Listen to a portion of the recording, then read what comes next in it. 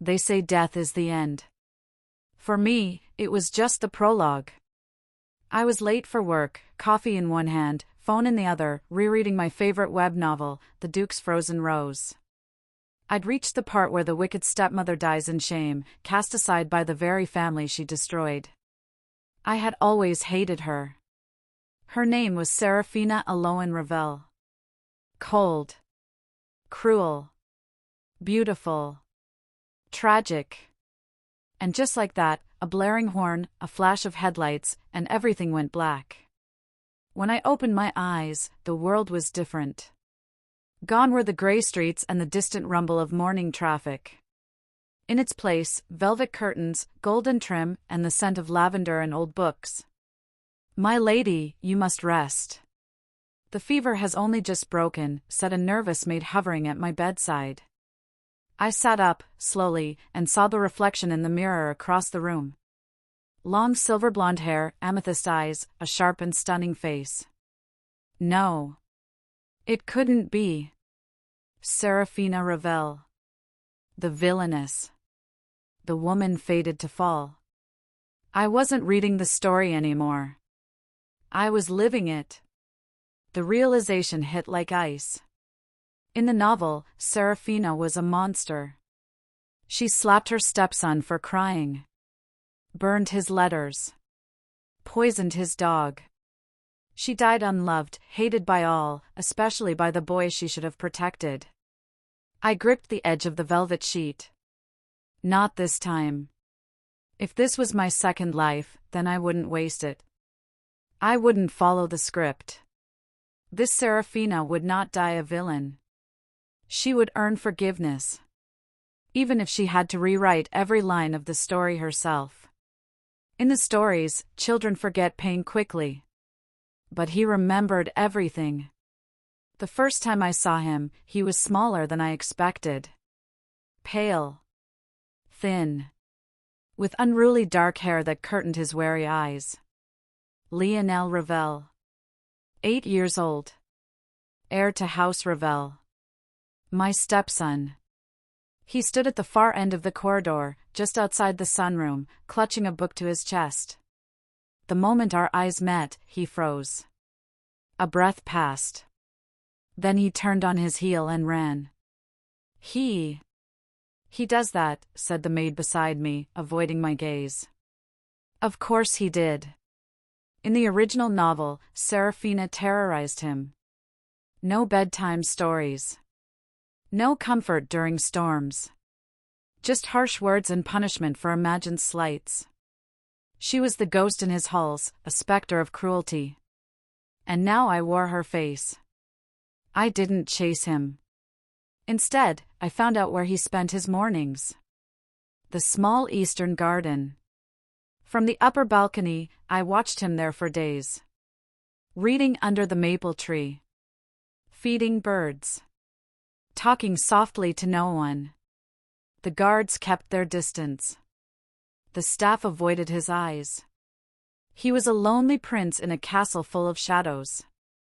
And one of them was mine. That afternoon, I brought a plate of honey biscuits. His favorite, according to the head maid. I waited by the stone bench, near the fountain. He appeared, stopped short, and stared at me. "You can have these," I said, setting the plate down and stepping away. "They're yours." "I won't stay." He hesitated. Then, like a wary animal, he crept forward. His fingers brushed the edge of the plate. He took one. Then another. But he never looked at me. Still, it was a start. That night, I asked the kitchen to leave his supper outside my room instead of the nursery. When the maid looked confused, I simply said, "In case he's hungry." Hours passed.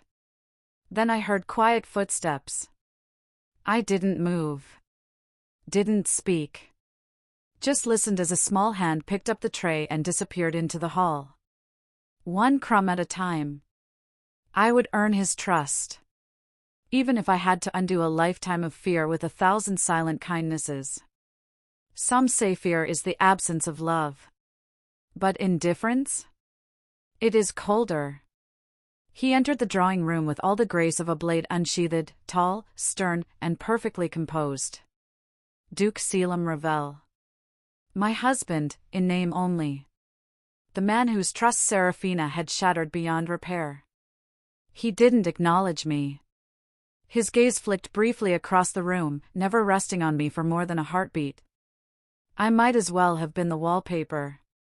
Your Grace, I said, voice gentle. Too gentle. The old Serafina would have barked a demand. He paused. Briefly. Then continued to pour himself a glass of wine. I hear Lionel enjoyed the biscuits. Still nothing. I could survive hatred. I could endure suspicion. But this deliberate, careful coldness. It made me feel like a ghost in my own body. He finally spoke. You expect praise for basic decency? His voice was low. Controlled. The insult hidden behind polished words. I didn't flinch. No, I replied. I expect nothing. Only time. That made him look at me. Directly. For the first time. His eyes were ice blue. In the book, they were described as unforgiving. In person, they were worse, not cruel, but weary. Guarded. As if he'd built walls so high that not even grief could breach them. Do what you want, he said finally. Just don't confuse guilt with change. He left the room. He didn't hate me. He simply didn't believe in me. And that, somehow, was harder. That night, I sat by the fire, staring at the flames, wondering how long it would take to burn through the image he held of me. The woman he married was manipulative, cold, and vain. The woman I was now? I wasn't sure who she was yet. But I knew one thing. If I could win over the child, perhaps, in time, I could thaw the man. Sometimes, the smallest things carry the weight of mountains. A child's drawing. A broken toy. Or a crumpled letter no one ever read. I was exploring the western wing of the manor, long abandoned and cloaked in dust. The servants rarely came here. Serafina rarely had reason to. But I was searching for something, anything that might show me the pieces of the past I had inherited. Behind a loose panel in an old desk, I found them. Letters. All addressed to me, Serafina. All written in an unsteady, childish hand. My lady stepmother, today I read a story about a knight. Do you like knights? I was brave during the storm. Did you hear the thunder too? I wanted to tell you happy birthday. Each letter a desperate attempt to reach out. Each one unanswered. Unread. Hidden away. He wrote to her. He reached for her. And she turned her back. I sat on the dusty floor, tears wetting the old ink. These were the words of a lonely child trying to love a woman who refused to be loved. They were proof that Lionel had once hoped. And she had let him break. That night, I folded each letter carefully and placed them in a small wooden box. Then I wrote a new one. To Lionel. Thank you for your words. I wish I had heard them sooner. I placed it beside his tray of supper. He didn't say anything the next morning. But the box of letters was gone. Maybe now, he knows I finally listened. Trust is not a grand gesture. It's a shared silence. A willing presence. A lesson taught and stayed for. The library had always been Serafina's domain. A place of solitude, not learning. But I asked the head librarian to bring in a tutor for Lionel, hoping he'd feel welcome in the halls of books he clearly adored. When he arrived, eyes flicking nervously, I was already seated with a pot of tea and a second cup. I won't speak unless you do, I told him. But I'll be here. If that's all right. He didn't nod. But he didn't run either. The tutor began the lesson on history. Lionel didn't look up once. But he corrected the man gently when he mispronounced a duchy name from a far-off region. The boy was sharp. He always had been. But no one praised him. "I didn't know you knew about the Treaty of Aylwin," I said, casually. Lionel stiffened. "I read about it," he murmured. "It's in the Red Book. Third shelf." I smiled. "Then perhaps you can help me understand it better." For the next hour, he explained the trade routes, the betrayals, and the peculiar customs of border lords. His voice grew more confident. His eyes brighter. When the tutor ended the lesson and left, Lionel remained seated. He didn't thank me. But he opened another book and kept reading. I stayed. In silence. And I think, just for a moment, he was glad I did. Some walls aren't torn down. They're read through. Page by page. The sky had been brooding all afternoon. By nightfall, the rain came in violent sheets, drumming against the stained glass windows of the manor. The wind howled down the chimneys like a forgotten cry. I was in the sitting room, reading by lamplight, when the thunder cracked like the earth splitting open. Then, tiny footsteps. A shadow in the doorway. Lionel.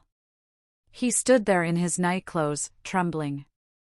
Not from the cold. I set the book aside. "Would you like to come in?" He didn't speak. But after a moment, he walked toward me, climbed onto the couch, and curled at the far end like a wary kitten. We sat in silence, broken only by the thunder. I poured a cup of tea, added honey, and placed it on the low table. "You don't have to talk," I said gently. "But you're safe here." He didn't take the tea. But he didn't leave. And when the next thunderclap came, he scooted an inch closer. The invitation arrived mid-morning, sealed with crimson wax embossed with a lily, Lady Varel, the Marchioness known for her sharp tongue and sharper memory. Seraphina had once called her a decorated viper. Now I was expected to have tea with her. Lady Varel was one of the women Seraphina had once schemed with, high-ranking, beautifully adorned, and cruel in a way only society's elite could master. My presence at this little gathering was no olive branch. It was a test. I arrived precisely on time, in a muted gray gown. Modest. Soft. Deliberate. The room was full of perfume and whispers. Lady Varel stood, smiling with all her teeth. "My Seraphina, what a restrained choice of color." "Mourning someone?" "Myself, perhaps." I offered a polite smile. "Only mourning bad taste." A few ladies snickered. One hid her smile behind her fan. We sat. Tea was poured. The performance began. They asked about Lionel. About Selim. About rumors of my sudden benevolence.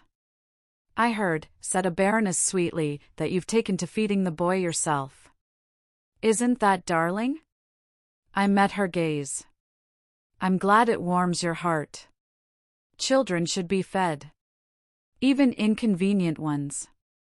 A pause. Then silence. A ripple of tension. Lady Varel leaned in. "You've changed, Seraphina." One might almost believe it. Then I must be doing something right. She raised her cup. To the new Seraphina. The eastern tower had long been forgotten by the Ravel household. Dusty, with broken glass panes and an old brass telescope that no longer moved. It was Lionel's secret haven. I found it by accident, or perhaps he meant for me to find it. A trail of charcoal sketches, tucked between library books, each page marked with the same initials, LR. One drawing stopped me cold. It was of me. Not the haughty villainess in silk and pearls. But me, sitting quietly on a bench, head bowed, hands folded. Watching the garden. He had seen me. That night, I climbed the spiral stairs with a lantern in hand. He was already there, curled under a blanket, staring through the cracked lens at the night sky. He didn't flinch when I entered. "I used to come here too," I said, kneeling beside the telescope. "When I was a girl. Not this tower, of course, but to places like it. Places where no one could reach me." Silence. Then, "I know you're not her," he whispered. My heart stilled. "I don't know how, but you're not the same." I looked at him then, not the scared, bitter child the novel described, but a boy aching for truth. "I'm sorry," I said softly, "for all the things I did before. Even if you never believe me. I needed you to hear that." He held out something. A sketch. Me again, this time smiling. I wanted to remember it. Just in case it wasn't real. I blinked back tears. The day after the observatory, Lionel brought me a folded paper star. "It's for the window," he said, not quite meeting my gaze. "So you don't forget the sky." My throat tightened. "I won't forget," I replied, tucking it carefully on my writing desk. "I promise." And with that single word, promise, I unknowingly bound myself to something much deeper. The days that followed were strange and delicate. Lionel began to follow me, not closely, but always a few steps behind. In the garden. In the corridor. In the library. He asked questions, softly at first. About flowers. About stars. About whether ghosts could cry. I answered every one. Then came the letter. I found it slipped under my pillow, written in tight, careful script. "Dear stepmother. I am not scared of you anymore. I don't know if that's good or bad. I don't want to cry when I see you. That feels strange too. If you want, we can make a deal. You keep giving me biscuits, and I'll keep drawing you.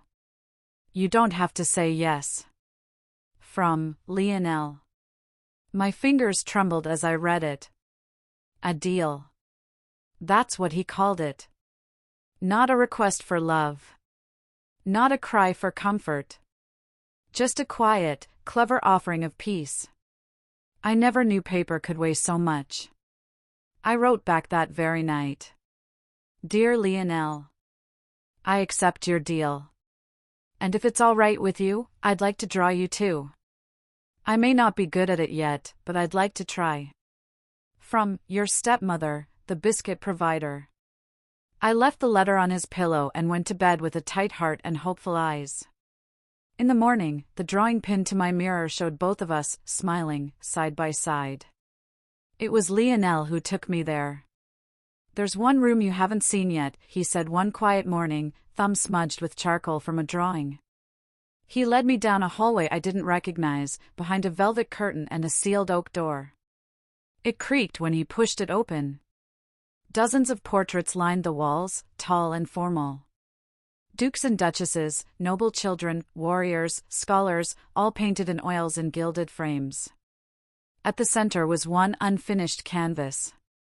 The brushstrokes paused at a delicate jawline. The hair, a sweep of white gold. The face was mine. "The painter stopped after you got sick," Lionel murmured. I stepped closer. My likeness stared back at me with a coldness I didn't recognize. Regal, distant, exactly how Serafina had appeared in the novel. "She made him stop," he added. I turned. "Your father?" Lionel nodded. "He said you didn't need to be remembered." Something cold slipped into my chest. Even in paint, she was erased. I asked for canvas and oils that very afternoon. The servants were stunned. No one had entered that room in months. By candlelight, I began painting. Not myself. Not Serafina. Lionel. At first, he only watched. Then he brought his own sketchbook, sitting beside me on the hardwood floor. We drew in silence, the way stars fill a sky. A week later, I unveiled the painting at dinner. It showed Lionel reading beneath the maple tree, sunlight threading through his dark curls. Gasps echoed. The staff stared. Even the Duke paused, his wine glass midair. Lionel's fingers brushed the edge of the canvas. "It looks like how it felt," he whispered. The rain started in the late afternoon, and with it came an unexpected visitor, Lady Morel Vaughan, the daughter of a neighboring marquis and Seraphina's childhood friend, or rather, her co-conspirator. She arrived unannounced, trailed by servants and dripping pearls. Her voice was sweetened poison, her smile a blade wrapped in silk. "Darling Sarah," she cooed, stepping into the drawing room. "I heard you were better." Lionel immediately withdrew behind the curtain. He watched her from the shadows. I greeted her politely, the memory of Seraphina's past with Morel returning in flashes, gossip, parties, cruel laughter behind fans. Morel had once called Lionel a dull-eyed runt at a public ball. Seraphina hadn't corrected her then. Not this time. At supper, Morel reached for the seat beside Lionel. I moved quickly, placing myself between them. Her eyes flickered. "How odd," she said, sipping wine, "you never used to care about children at all." "Perhaps I never knew how to care for them," I replied coolly, "but now I do." Lionel glanced at me, a flicker of surprise in his expression. After dinner, Morel cornered me in the parlor. "What is this game you're playing?" she hissed. "It's not a game," I said. "It's my second chance." She scoffed, shaking her head. "You'll regret this. You can't erase who you were." I looked her straight in the eyes. "Maybe not. But I can become someone else. Storms do not always shatter windows. Sometimes, they cleanse." That night, as the rain tapped against the windows, Lionel left a single honey biscuit on my desk. A quiet offering. A truce. And the storm passed. It is one thing to wear a mask. Another to forget it's on. The next morning, I found Lionel crouched beside a shaft of light in the corridor, watching dust motes like fireflies. "What are you doing?" I asked. "Waiting for shadows to move." I knelt beside him. "Why?" "If they move, it means the day is still going." His answer struck me. He had created his own way of measuring time, by light, silence, and solitude. That afternoon, the Duke summoned me. The study was heavy with the scent of old parchment and pine. Selim stood by the window, back straight, arms folded. When he spoke, it wasn't about me. It was about the estate. "There will be a hunting party next week. Nobles. Courtiers. A chance to re-establish yourself." I blinked. "You're including me?" "I'm not excluding you," he said. Which, from him, was a start. Afterward, I returned to the hallway and found Lionel waiting. He was holding a book. One I recognized. "The one about the falcon?" I asked. He nodded. "You read it before. But you read it like you hated it." I probably did. He handed it to me. "Try again. Redemption isn't always grand. Sometimes, it begins in the quiet rereading of a page you once skimmed in disdain."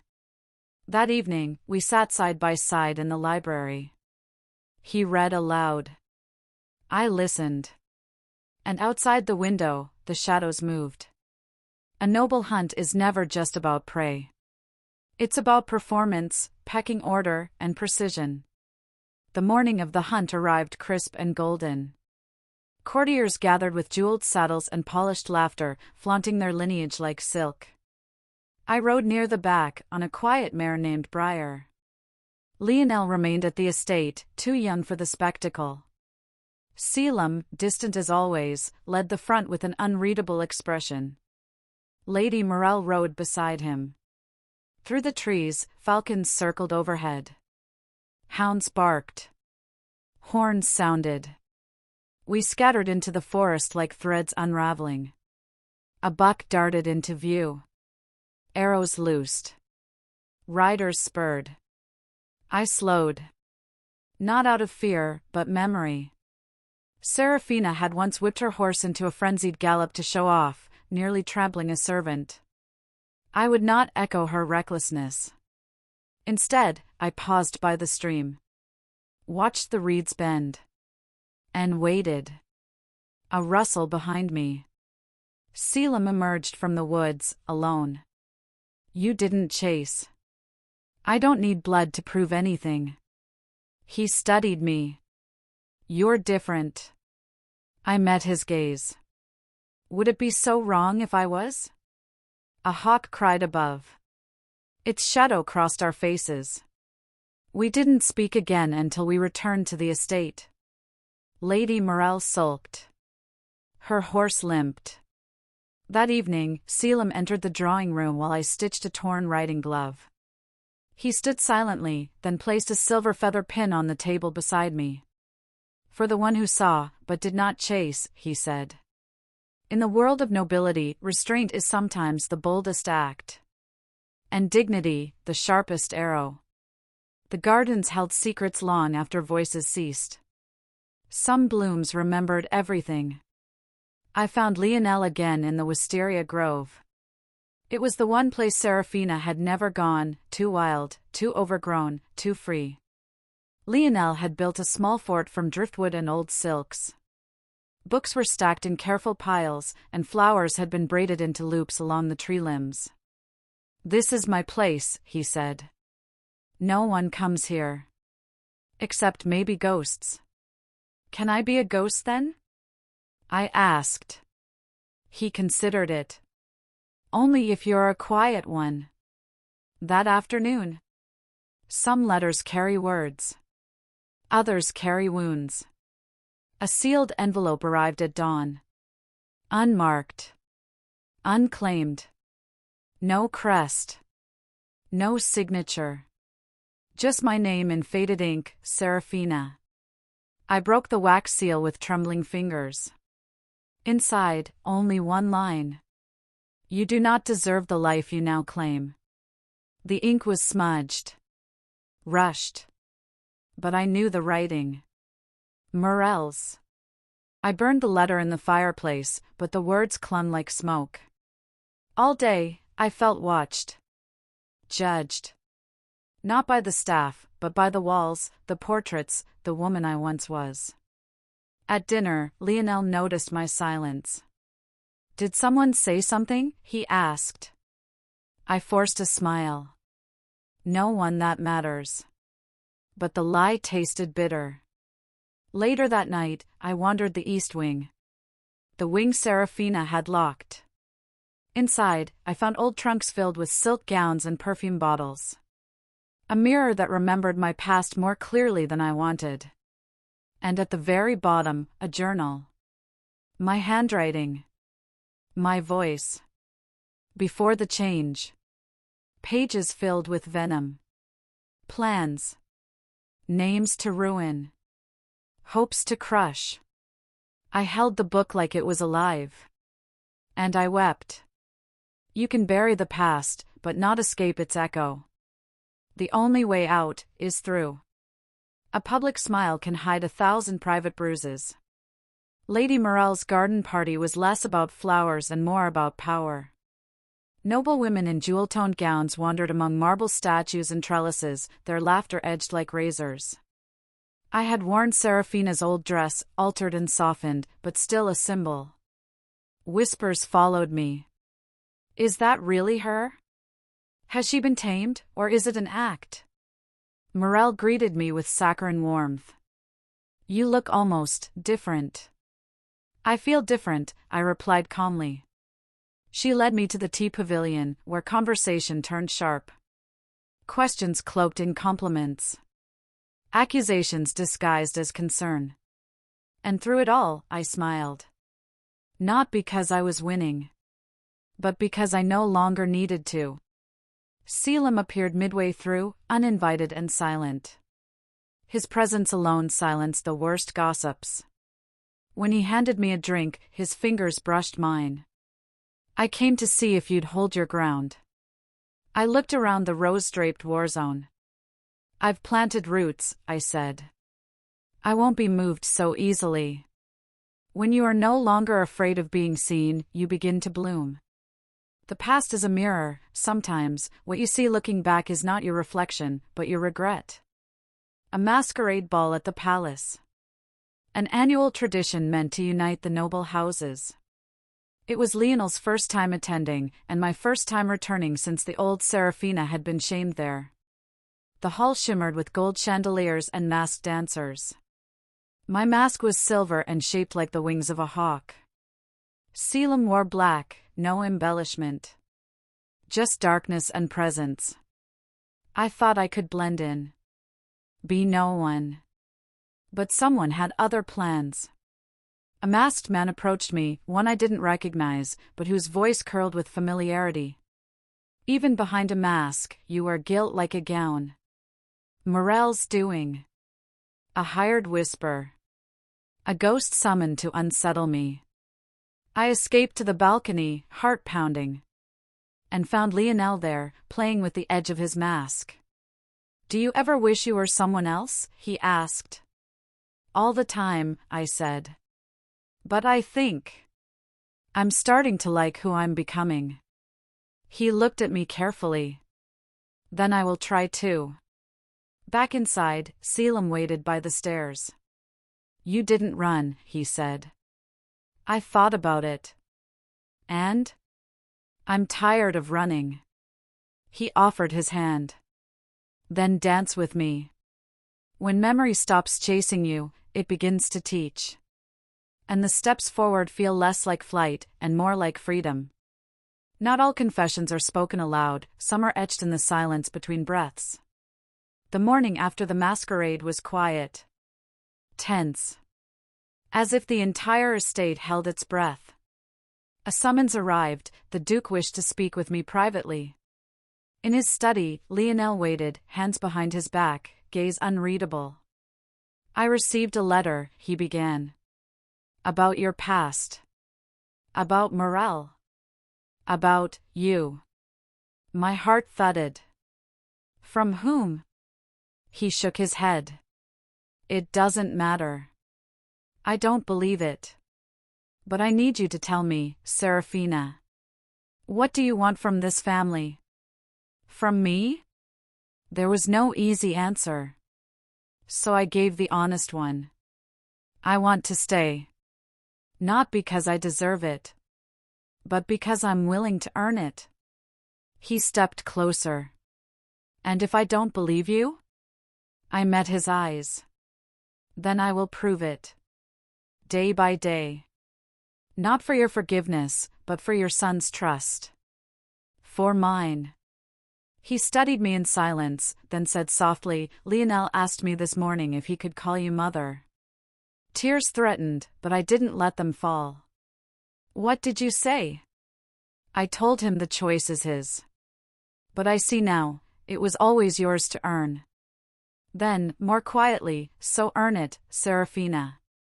The past cannot be rewritten, but the present can be reclaimed, word by word, act by act, heart by heart.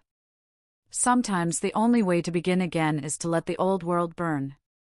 It started in the western wing.